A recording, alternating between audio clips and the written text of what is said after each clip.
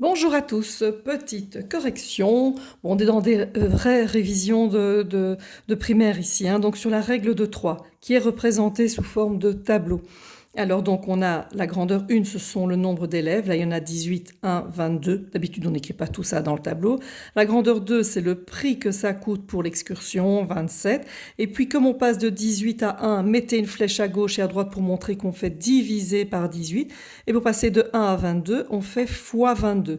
C'est important de bien comprendre qu'on fait toujours soit de la division, soit de la multiplication et jamais d'addition ou de soustraction.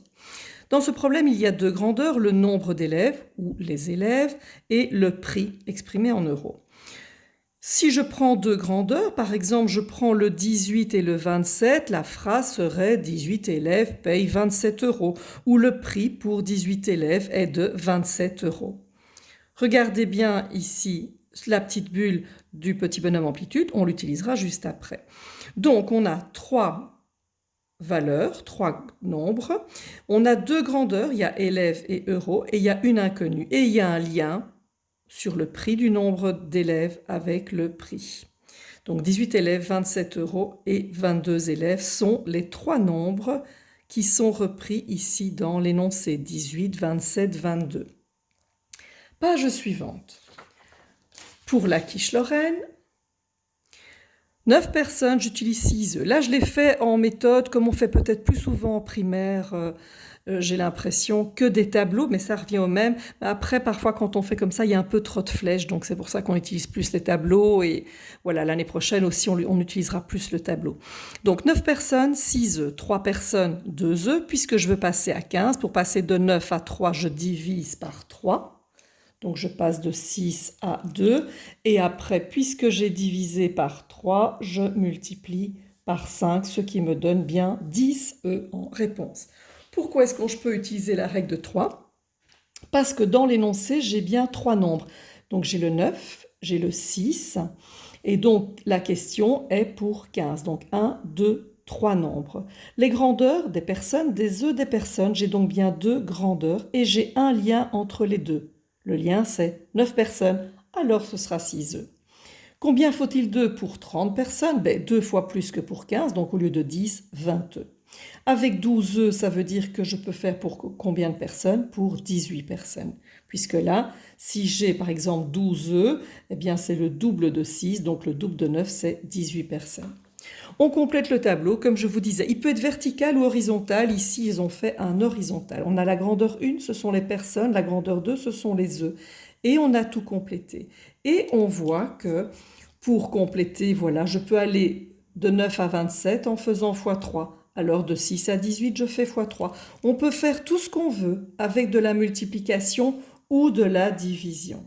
Ou de la division. Page suivante, page 266, vous aviez donc 4 tableaux A, B, C, D. Il fallait retrouver celui qui correspondait. Le premier, c'est avec l'heure et la température. Le deuxième, c'est le côté d'un carré et le périmètre d'un carré. Le C, c'est l'âge d'enfant et l'âge du père. Et le D, c'est le côté d'un carré et l'aire du carré. On repère donc C, D, B, A. Ensuite, il fallait compléter le nom et l'unité de chaque grandeur, c'est ce que je viens de vous lire. On entoure la lettre du tableau ou des tableaux qui ont une situation de proportionnalité. Donc pour avoir une situation de proportionnalité, il faut de la multiplication ou de la division. Par exemple ici, je vais de 6 à 12, c'est fois 2. Là aussi, c'est fois 2. Mais si je vais de 6 à 18, c'est fois 3. Et 3 fois 3, ça ne fait pas 5, je l'ai donc barré. De 1 à 5, on fait x 5, mais de 26 x 5, ça ne fait pas 30, on peut barrer. Ici, peut-être pas, de 3 à 15, je fais x 5, ça marche. 5 à 15, je fais x 3, ça marche. Et on remarque que ça marche tout le temps. Ici, ça ne marche pas. 1 fois 2, 2. 1 fois 2, ça ne fait pas 4. Les grandeurs sont-elles proportionnelles ou pas? Alors, le volume d'un frigo et son prix, non. Si j'achète un frigo 2 fois plus grand, il ne sera pas 2 fois plus cher. Si je prends la vitesse d'un train et l'espace, si je vais à une vitesse 2 fois plus rapide, eh bien, je vais parcourir 2 fois plus d'espace, oui. Les cheveux, si je suis 2 fois plus vieille, c'est pas pour ça que j'ai les cheveux 2 fois plus longs. Si je prends 2 fois plus de viande, est-ce que ça a un rapport avec la boucherie qui sera 2 fois plus grande? Non, pardon, c'est pas si je prends. Si le haché est 2 fois plus cher, pardon, c'est pas pour ça que la boucherie est 2 fois plus grande.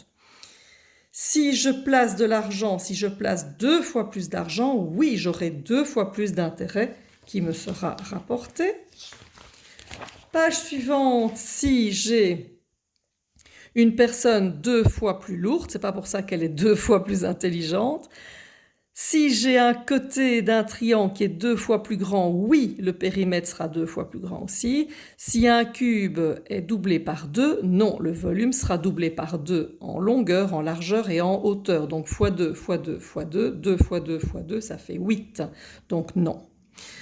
Si j'achète 2 blocs de feuilles, je vais payer 2 fois plus cher qu'un bloc de feuilles. Et a priori, bon, ça c'est discutable. Pourquoi j'ai mis les grandeurs ne sont pas proportionnelles? Bah si, c'est proportionnel. Donc, et ici, le prix d'une maison, a priori, on pourrait imaginer, mais enfin là, les deux sont acceptés parce que c'est vraiment un exemple un petit peu spécial. Voilà, page suivante, vous ne devez pas faire. La page suivante non plus, et vous avez sans doute déjà vu comme devoir que vous passez à la partie suivante qui est les pourcentages, page 275. Bon après-midi, on est presque au bout. À demain!